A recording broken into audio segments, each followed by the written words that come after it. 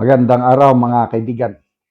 Bigyan natin ng reaction, opinion itong post ang balita ngayon.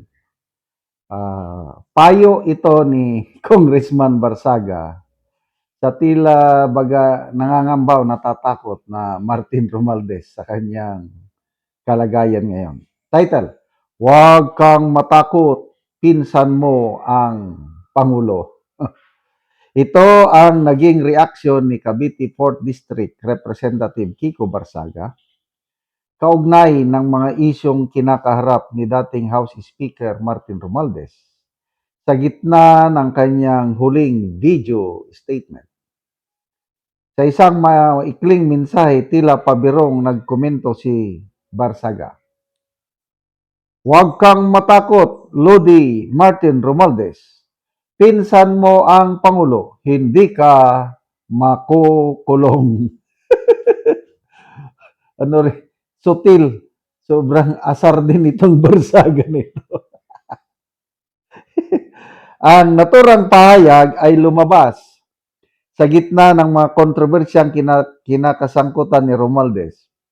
Kabilang ang mga investigasyon sa umano'y mga irregularidad na flood control projects at usapin ng posibleng freeze order sa kanyang mga ari-arian. Nauna nang nagsalita si Romualdez sa isang video statement kung saan iginiit niyang handa siyang ipagtanggol ang sarili laban sa mga paratang. Ito ang payag ni Romualdez. "I will not be the fall guy for others people's corruption." Sa Tagalog, hindi ako papayag na gawing scapegoat para sa korupsyon ng iba. At nagbabala rin, "If this is a political ploy to push me out, I will not go quietly. I will not go alone." So,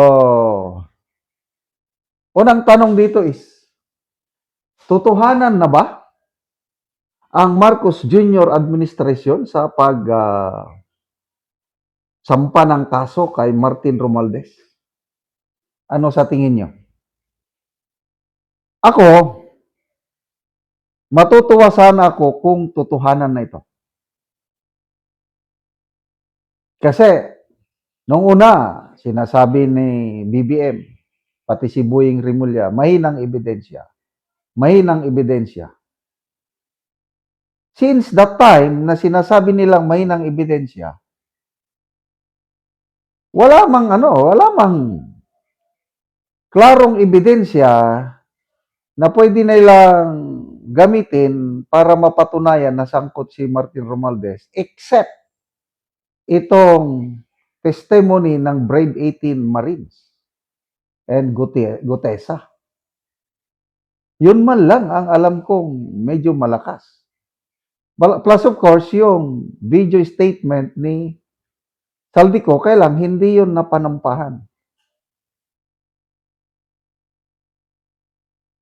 So kung totohanan itong hangarin ng Marcos Jr. administration na idiin na si Romualdez, maganda sana, kailang opinion ko lang ito, parang hindi ako naniniwala.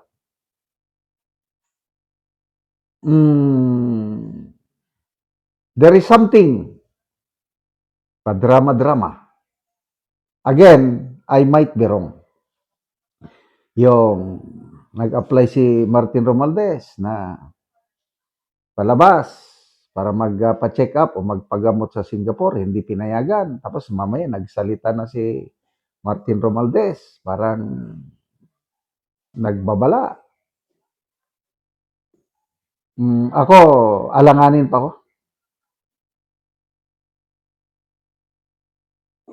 Parang, tingin ko, ano lang ito? Part of the script. Kahit yung balita na nahuli na si Saldico, opinion ko lang ito, part of the script lahat. Kasi kung totohanang ididiin nila si Romualdez, Ay di ididiin din niya si pinsan niya. O di, para nilang pinukpok ang sarili nilang ulo ng martilyo. So, ulitin ko, maganda na sana dahil sa wakas magkakaroon na tayo ng hustisya. Kailan alanganin ko. Kung totoo na gusto na nilang panagutin si Martin Romualdez, bakit hindi nila tawagin na imbestigahan ang Brave 18 Marines? Kasi nandun yung malalakas na ebidensya. The fact na isinasantabi ang Brave 18 Marines, yun na, nagdududa ako na ito is sarsuela, palabas lang. Opinion ko lang yun. I hope I am wrong. Sana lang, totohanan na sana ang pagpanagot nila sa mga kawatan sa gobyerno. Yung sinasabi ni Martin Romualdez na I am not the fall guy. Hindi ako yung fall guy. May nag-comment sa akin na aking senior military officer, retired general. Yes, sabi niya, hindi siya ang fall guy dahil siya ang mastermind. So, ang tanging pag-asa para sa akin na mapanagot ang mga kawatan sa gobyerno is pag-upo ni VP Sara Duterte. Walang patawad yan pag siya ng Ito ngayon, wala na akong I don't know why. Bakit halos wala na akong tiwala sa sinasabi ng gobyernong ito.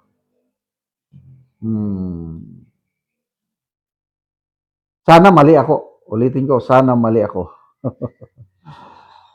Kaya lang, lahat ito part of the script. Kayo, i-comment niyo ano ang tingin niyo, totohanan na ba ito o ano lang. Salamat mga kaibigan sa inyong pagsubaybay sa channel na ito. Nakakatulong kayo ng malaki sa tribong Talandig ng Bukidnon dahil ang sweldo natin sa channel na ito is pantulong po sa tribo. Namimigay tayo ng libreng yero at pako para makapagpatayo sila ng mas maayos na tirahan. Panoorin niyo ang video nito. Karon mo na ni ang atop sa tagaan na mo yero. Mga dagko na ang buslot sa iyang balay. So, kaulanan na gyud. Pambutangan ng og sisglo. Kapaliman. Pamisuran sa mga buslot. Pupasoon ang aray ng buslot on.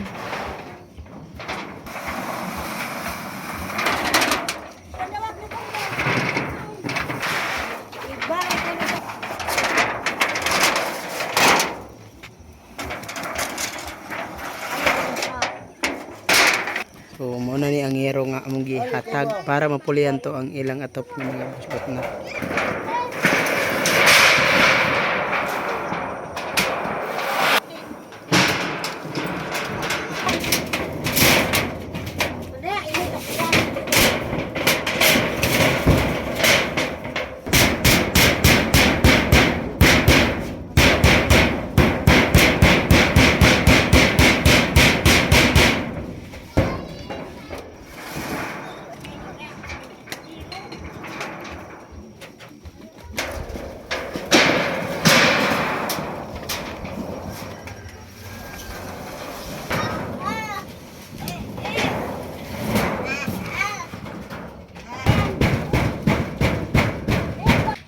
O karon humanagid sa pag-atop. So napulihan na gyud tong mga busloton nga ilang atop. Salamat sa Ginoo nga napulihan ang among sen sa naghatag. Salamat sa nagtabang nga napulihan ang among atop nga dili nami maulanan. Oo. Salamat kid kaayo sa Ginoo. Ante pila na to katuig ang inyong balay nga inadto na ang itsura nga buslot na gyud. 15 na katuig, 15 na katuig. dugay na kayo. So nga naman ante sulod sa 15 na katuig wala gyud mo nakapuli og atop. Kay na ayaw mo among gipas-an nga bugas nga problema. Sa wala mi nakapuli og atop. Tungod sa kalison nga wala na ko'y trabaho, nga doon na ko'y sakit nga bati karon sa akong lawas, nga dili na ko makakaya og trabaho. Si Uncle dili na sad ka trabaho. Di na sad siya ka trabaho. Oo, so salamat ka ante. Tagtag og hero. Salamat.